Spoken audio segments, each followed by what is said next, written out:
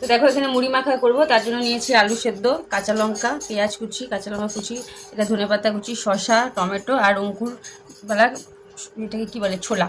এখানে মুড়ি নিয়ে নিয়েছি, সব দিয়ে দেবো, সব দেওয়াটা দিচ্ছি, তেল,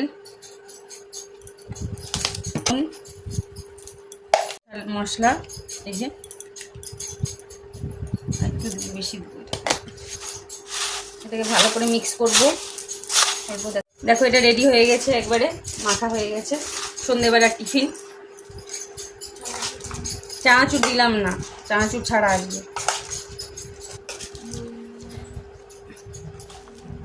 আজকে আমার এই মুড়ি মাখাটা তোমাদের কেমন লাগলো অবশ্যই জানাবে, আর তোমরা এটা ট্রাই করবে বাড়িতে, দারুণ খেতে। আমি এখন খাবো, আমি খেয়ে দেখছি কেমন হয়েছে।